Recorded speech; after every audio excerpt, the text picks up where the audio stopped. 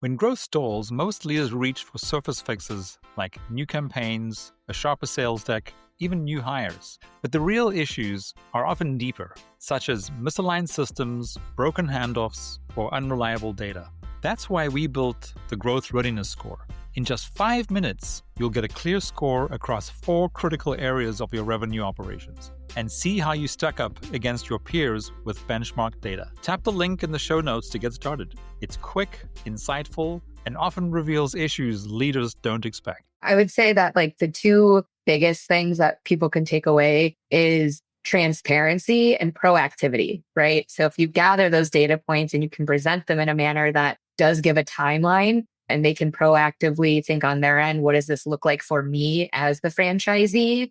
I think that it makes a world of a difference, not only in the Frando sales pipeline, but like you said, those continued relationships of building more out.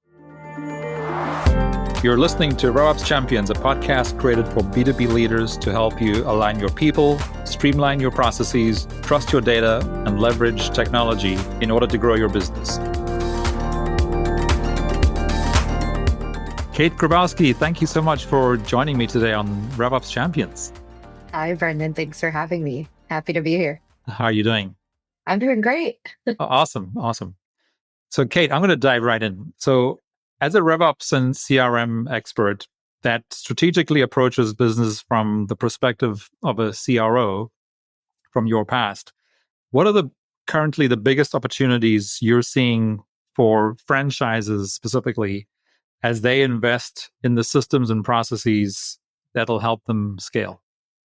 Yeah, I would say there's endless opportunity there, right? But to start, it's just really interesting because you see models in the sense of not only are you supporting the franchise itself and how they want to sell out their own units, but it then takes it to another level of, are you hitting your consumer, and or do you have a real estate and legal team that also needs processes in place? And when you have something like HubSpot that can connect to so many different third-party solutions, if you will, depending on the vertical that we're working with, it's a nice place to have a center source of truth for all of the teams to come to and be able to see their data.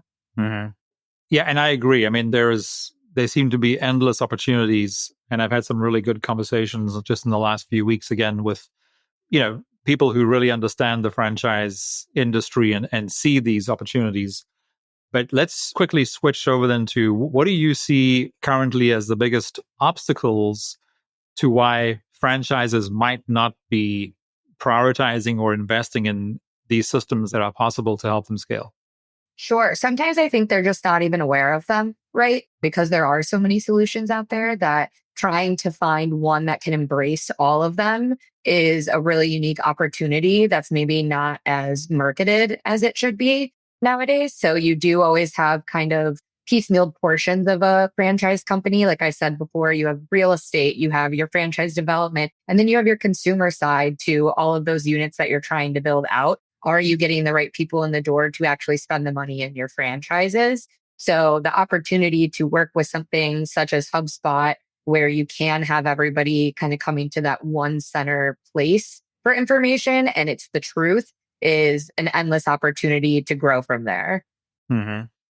So you've touched now on a couple of things where, most well-run franchise organizations, they approach the market from a different perspective. And you've now talked about, they typically have a real estate team who helps their franchisees identify the right types of, first of all, areas, locations based on all kinds of demographic information, et cetera, which is a very specific skill set that team runs. But then they really have to work very closely with the franchise development team for the cool folks, the Fran Dev team, who are the folks that are helping to bring franchisees on board. And again, in each of those, we see them they have different opportunities and we see them making different mistakes. But then the last, part of that is, how does a franchisor or a franchise brand support those franchisees once they become a franchisee and part of that family and community, which is so attractive in the franchise industry? Do you see any sort of specific opportunities within either of those three areas, whether it's the real estate team, the Fran Dev team, or then helping franchises be more effective at reaching customers to really grow their own franchises? Yeah, absolutely. So all three can be helped with solutions such as HubSpot, right? So the unique piece of it is that all three teams are working within the same solution. And at the same time, they're gathering data about a million different properties, right? So you're talking about real estate development. We're getting locations, we're getting franchise units spun up, and all of it's able to be associated to each other and to that franchisee, right? Mm-hmm. On top of that, maybe they have three locations and they only have to sell one of them. That data can be put in for another person that wants to open, right? It doesn't go away. It doesn't get lost in the shuffle. Everything is kind of stored in one unique place. On top of that, when you want to start helping your consumer side, right? So a franchise unit opens, there's data all over the place within the CRM, whether it comes from FranDev, real estate, even legal and compliance. They're gathering dates and people's information and all of this good stuff that when a franchise unit does open, you can use these filters and these lists to say, hey, here's 100 people that have shown interest in marketing, right? From the brand, the high brand level that want to be a part of something. Maybe start there. And it gives them a leg up to begin their process when they open up their own franchise unit location. So I think that's a really interesting feature within something like HubSpot of collecting from multiple verticals in order to support each other. Right. So that's kind of the stuff that you're helping, franchise brands figure out and work on every single day. But if you were able to sort of zoom up to sort of, let's say, 50,000 feet and look at the franchise from the highest possible sort of strategic level, what are some of the things that you're seeing? And you don't need to mention any names or whatever, but what are some of the common mistakes that you see being made at a strategic level? So as an example, there was one that seems to be coming up every week now for the last few weeks that's also come up in the podcast. And I was on another podcast last week talking about franchises. And one of the ones that you've already touched on was where the FranDev team, for example, they think that getting franchisees who will commit to 3, 4, 5 units right from the get-go before they've even proven that they can work with one, or make one location or unit successful, that seems to be like a bit of a strategic miss on the part of a lot of franchises. But whether it's that example, or do you see other strategic missteps that franchises might be making? Yeah, I would say that I'm in agreement with that, that's probably the biggest failure rate you would see, is because people take on more than they're aware of. Everything sounds good in the sales process and you're excited and that's great. And that means you have an awesome FranDev team that's utilizing their systems to make the sale, right? Super important part of the process. But when people are biting off more than they can chew, maybe to begin with, there's a lot of things that can be tracked in the meantime in maybe like a piloted version, right? Let's do one. And if you meet these metrics, let's talk about 2 and 3 for next year. Right. I think when people start to say every year you have to open one for the next 5 years, it becomes more of a challenge to track. And it becomes a challenge for the owner of that franchise unit to have to keep building year after year new locations, going through that process with real estate and legal every year over and over again in order to secure them. Yeah. And on top of that, trying to make sure that the consumer base is coming to the ones that are open. Right. Another thing that seems to be very, again, common knowledge for those in the franchise space, and whether you use the Minneapolis St. Paul Metro as an example, or you use the Chicago Metro as an example, again, it's very common for the franchise brand to try and find one franchisee to take up 5 units to kind of cover the whole circumference of that metro, which, like to your point, it sounds like a really smart thing to do. But if that franchisee fails, or if they don't see the success that was promised to them up front, right, they have the rights to the other 4 units, but they're never going to open the other 4 units if the first unit wasn't successful, which means that no one else is going to be opening the other 4 units, which means that that market is just kind of completely dead to that franchise until they come to a different agreement. Do you see that as something that you're seeing, or what would you advise, I guess, franchisors who think that way, and what could they do differently? Yeah, I think my first piece of advice would be align, from a RevOps standpoint, align all of these different verticals, make sure that your data is overlapping when it comes to, okay, we sold the franchise unit for X amount of dollars. What are we looking for on a return there? Are they meeting these metrics over monthly or quarterly basis? Like have those KPI conversations. A lot of the time, again, people bite off more than they can chew. The more that you can direct these folks that are opening the franchise units and give them goals and metrics to meet, the better it's going to be for everyone.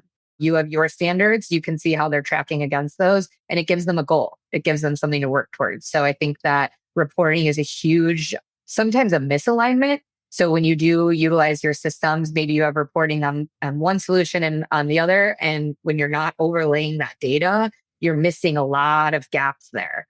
So it's really important that everybody has the same goals, you're measuring in the same way, and that you can also review that again, monthly, quarterly, whatever it may be, to see it's the same thing as sales, right? How are you tracking towards these goals? It's almost the end of the year and we have to make up for something. How will we do that, right? Look at your book of business. It's the same idea as what Brandon does to get them in the door that the franchise units then have to do to be producing strongly on their end as well. Yeah, you raise a really good point, which I also, this is a challenge, I think, in many industries, but I think the franchise industry is definitely not immune to this. And that is the example you just gave now of when, let's just say it's the Fran Dev team, they started a year with the goal of selling 20 or 25 or 50 units, and they're short. I guess the question that I would ask again strategically is having like 1 year goals, is that, I mean, obviously you have to have goals, annual goals, because that's how salespeople are incentivized. Mm-hmm. But I just seem to find pretty frequently that a lot of franchise brands are not playing enough of the long game. So Yeah.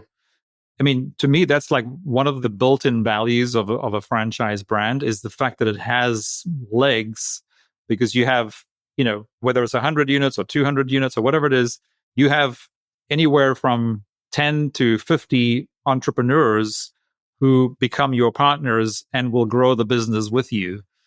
To me, that seems like something that people want to do for 15, 20, 25 years or more. So making decisions based on short-term goals just seems to be a bit of I guess, a disconnect for me. Yeah. And I agree to an extent. So I would think that it's almost like when we talk about EOS, right? And that whole system is like, what's a rock, right? Like it's different types of goals. So when I'm talking KPIs, we're just looking at the numbers. We need to hit certain numbers in order for it to be profitable. Like, where are we? Because I think a lot of the time people struggle on long-term goals because they're either really grandiose or they're not being checked in on enough. And that's something that I've noticed a lot in startups is we say, what is, a 1-year plan? What's a 3-year plan? And what's a 5-year plan? And I think a lot of the times the 3-year and the 5-year KPIs, goals, metrics, whatever you want to call them, get counted out on those monthly meetings, on those quarterly meetings. And it's something that people have to make sure that they're making a point to say, we're still trending in that direction. Success isn't built overnight, right? But what are the small milestones that you could hit in order to reach that goal in 5 years for that level of success? Yeah. Which leads me to another thing that seems to be popping up all the time, which is a signal that a franchise brand is not thinking strategically, is you can have a conversation with them and it doesn't matter whether the conversation is 5 minutes or an hour or more. At the end of it, it always comes down to, so I was in a conversation last week with a franchise marketing company who sent this to me where, you can have a conversation for an hour with a franchise brand and at the end of it, they say, yeah, but how many leads are you going to get me?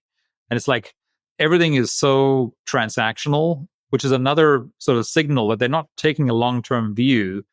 I don't know what the obstacles are that keep defaulting to this sort of very short-term view of just get leads, get franchisees, and then, all our problems will be solved, which we know that if you don't support your first 5 or 10 franchisees, the chances of success are a lot lower because they are the ones who will start a second, a third, or fourth, or fifth. And they are the ones who will tell their friends and family, this is an awesome franchise. You should get 1 or 2 units yourself. And they can actually share their KPIs and successes. Anyway, there just seems to be, there's a disconnect between what's possible And then the actions, like, I think your example of EOS is a really good one, where again, you've got to plan for the long term, but then you have to execute for the short term, but your KPIs and metrics have to be aligned, where they're not necessarily thinking about lifetime value of a franchisee or of the final customer. Because again, if the franchisee is able to if you can take care of the franchisee and the franchisee can take good care of their customers, then the entire brand can only continue to be more successful, right? Absolutely. So on the data and reporting component that you touched on, which again, it seems really obvious that the reason you have data and reporting is so that you can make better decisions, right? As a company, whether you're a franchise brand or a franchisee or any kind of business, what do you see as being the most common metrics used in the franchises that you work with? And do you see a potential for any other metrics maybe that they should be using that they're not? Yeah, so that's a really great question. And I have some really great people I've worked with. And one that's really shocking to me that I don't think about very often is the time. So I am, I always make the joke, a classically trained sales rep. So my KPIs are always money, money, money. How fast can we get it? Yeah. But it's really interesting to think about the time to build these locations, right? The money, the time, what's our turnaround? All of those data points have to be tracked on top of just, let alone we're selling franchise units. That's great. We're opening one every year with this individual. That's great. Those are easy to track, right? It's supposed to make X amount of dollars. Where are we tracking to? Again, all very easy to track. What's not easy to track is all of the other people that are working towards the same goal and how much time that takes and how many individuals it takes to do that. So I think that's been a really interesting part. And again, when you layer these solutions, a CRM with a project management tool, and you're giving visibility both to the sales rep who sold it, the real estate developer that's working on it, and then that entire real estate team that is working through a project plan, you're now able to gather those data points and say, if I handed this off, how long does it take to get these contracts back? Once the contract's back, how long does it take for us to present real estate locations to them? Could we start that earlier, right? Could we start looking earlier in our sales process to let the real estate team know, let's get a couple locations going? So Right. I think that's a really unique portion of data that isn't talked enough about, is the timing of all of it and how much that costs you. Yeah. Which I'm guessing timing is also kind of related to transparency, right? Which again, Yep. I think for any franchise to be successful, they're relying on new first-time franchisees to come into partnership with them. And the more transparent they can be on the timing and why the timing is what the timing is. So, whether it's 6 months or 9 months or 12 months, whatever it is, that they have the data to back it up to say, well, the reason it takes Yeah. that amount of time is because you need this much time for build out, you need this much time for this much time for that. That seems to be one of the things where, again, coming back to what we were talking about earlier about when the Fran Dev salesperson and of course the franchise is super happy that they've sold, 5 units to one new franchisee, that's great. But if they haven't been transparent about what success looks like for that first unit, the second, third, fourth, and fifth aren't going to happen, right?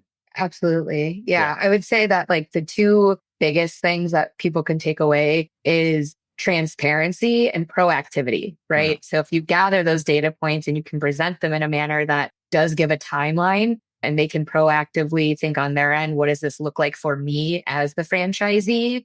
I think that it makes a world of a difference, not only in the Fran Dev sales pipeline, but like you said, those continued relationships of building more out. Yeah.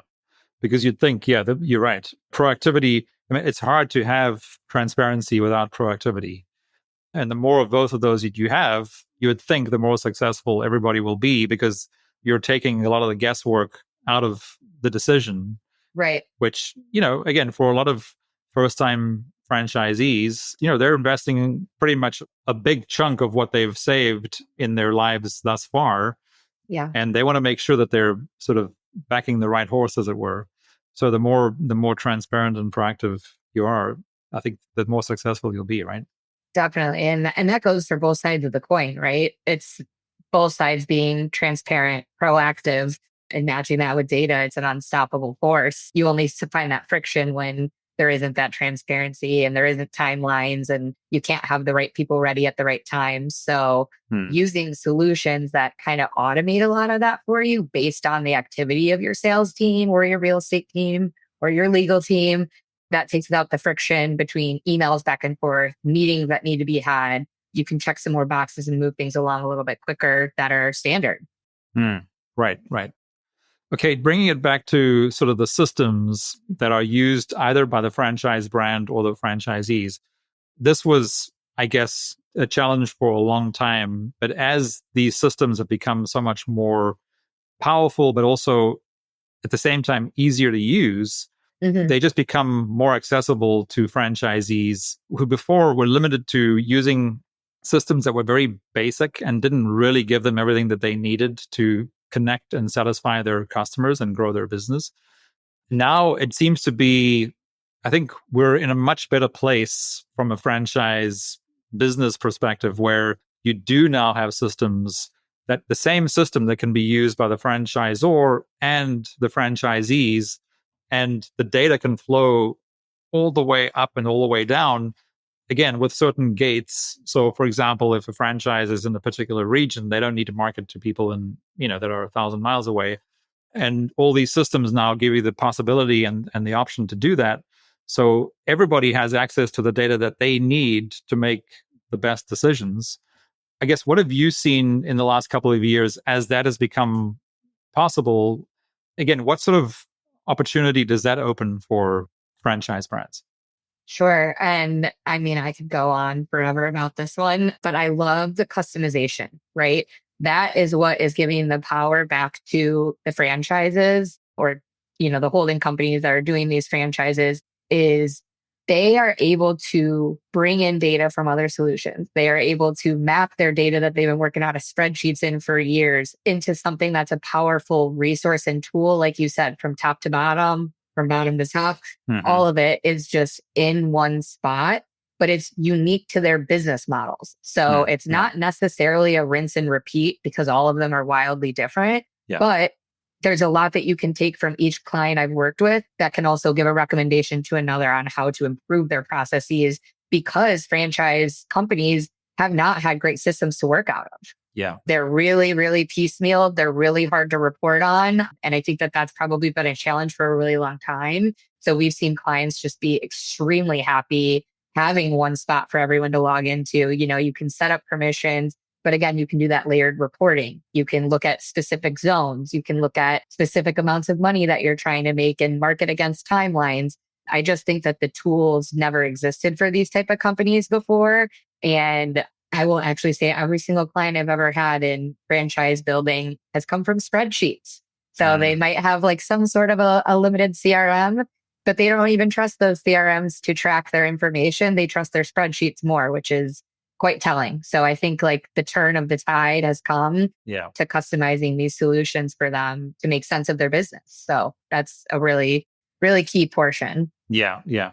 And I think this is where, you've mentioned HubSpot a few times. I think this is where HubSpot has done a particularly good job, and they've sort of become famous for, is the fact that they've built one of the most powerful platforms that exists, but it's also one of the easiest platforms out there. So that combination of the power to customize, but also the ease to use is so critical because, and again, in any industry, and the franchise industry is no different, the number one factor, of course, for the lack of success of a CRM is the fact that people don't use it once it's been implemented.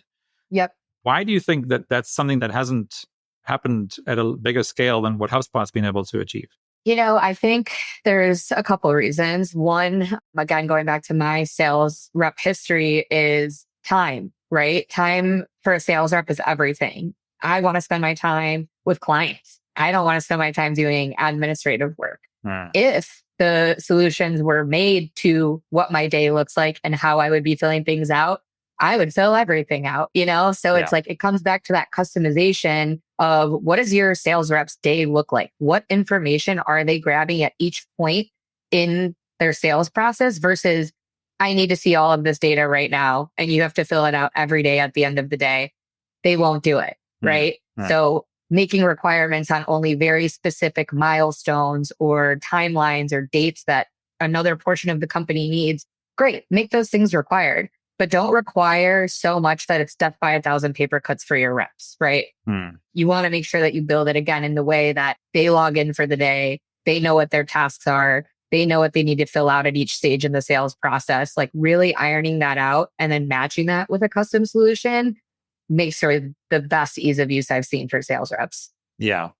So you're touching on a really, I think, critical point that leaders in all industries make the mistake because HubSpot, like many other software companies, their sales and marketing is second to none, right? It is incredible to the point where people like me who have shiny object syndrome will buy these tools prematurely because we think that the tool can actually do more than what it does. And what I mean by that is, you've mentioned it a couple of times now.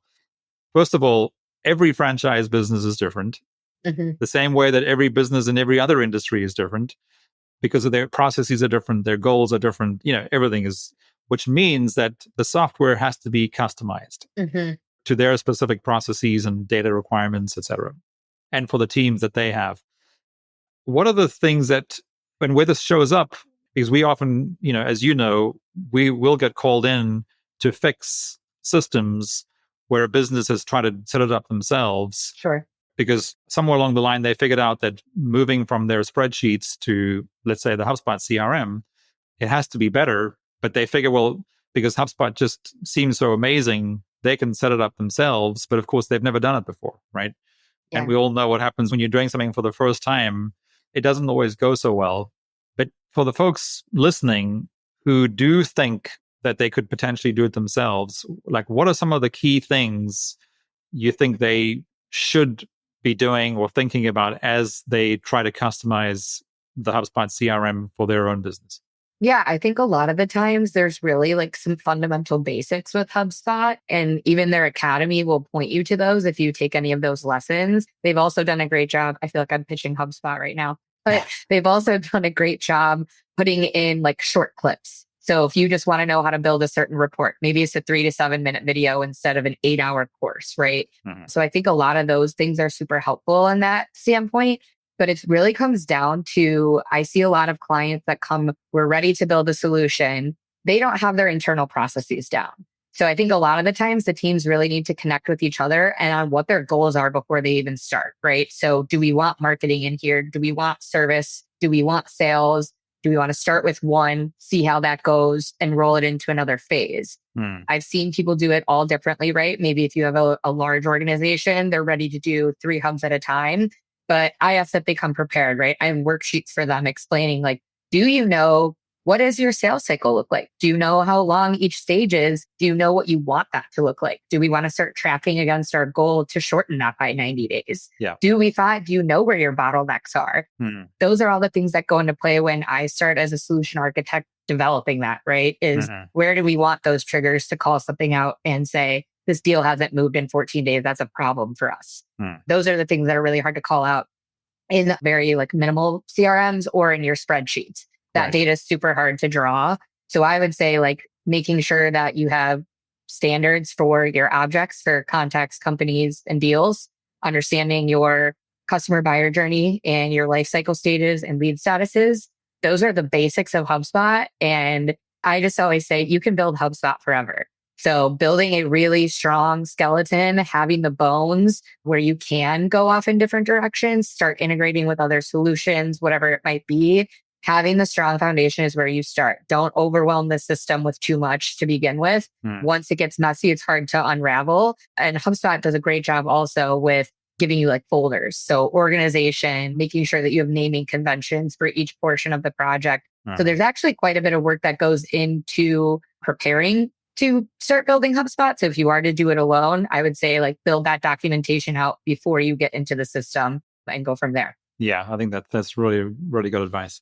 Cait, I think another thing sort of as we sort of begin to wrap up here that might be really helpful for the folks listening is, so when you customize and build the HubSpot CRM and integrate it with whatever other systems a franchise is using in this case, your team is typically 3 or 4 people who have different sets of capabilities and expertise. So again, for those franchises who are trying to figure this out themselves, what are the sort of 3 to 4 different skill sets and people that they should consider having on their team for that CRM to be successfully not just implemented, but that in a way that they can continuously optimize it over time as the business continues to evolve? Yeah, absolutely. So from like a build standpoint, having a HubSpot solution architect, someone that really understands the system that you're building out to begin with is great, especially when they have a background in either sales or marketing, because they tend to listen to what is the user doing, right? Mhm. Because there's always the twofold of what does leadership want to see from this? We're spending money on it, and the sales rep having to use it or the marketing folks having to use it. So what does that ease of use look like as you build out to make sense for both sides of the coin there? Mhm. Then I would also have an engineer on there. So if you do have to do integrations, HubSpot's actually a really great tool to use for integrations for different software. So having a technical person join just to make sure that automations are correct, the integrations are working, data is flowing back and forth properly between different solutions. Always great to have one of those folks. And then obviously, if it's a very large project, an implementation manager that's keeping everybody kind of on track, right? And they're the person that says, this needs to be done by this date so that we can go into the next phase. Because a lot of the time, and when I have clients, I joke and I say, I'm going to lock you out of the system until we're done building those bones, right? Because if you have people in there that are, oh, I know how to build a workflow now, or I know how to change what I want my view to look like, they might not know that they're changing the entire system or they're changing an entire process. So to have kind of that leadership from an implementation manager or a project manager standpoint, I think is like incredibly important for these projects. Right. And I guess based on what you were saying at the end there, I guess maybe the other component they should be thinking about is the training piece. Yes. How could I forget? The training is incredibly important for adoption. So a lot of the times, especially with the way that I work, we again account for in our architecture, what does the user see on a daily basis now? Because it's not that you want to change everything they're doing. You still want their days to be easy and the solution to be adopted. But to have a trainer come in with a change management kind of what's going to happen over this project timeline? What can you expect from us? This changed this week. This will be happening next. And then also working through user acceptance testing to prove everything you've built with those different teams, marketing, sales, service, whoever it be. I think having the trainer coming in before that or during that time to really speak to what has been built out makes for incredible adoption. Yeah.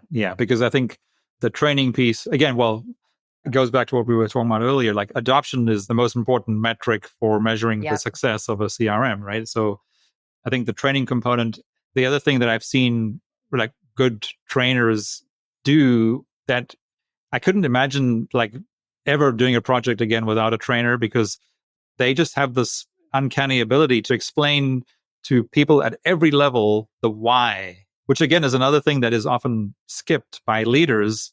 And I know it's hard. It's really hard to communicate why you're doing something because you're just so excited to get the benefit of it. But if you don't explain the why and the how and the what after, of course, to everybody who is going to be using this system, then chances are it's not going to be as useful and as valuable as it could be.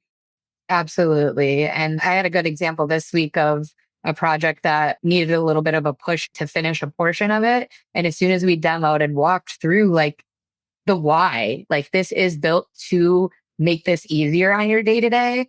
We're now going to be ingesting all of their data for 2025 for them because they were so excited to see how that would change their working day versus this is a new solution.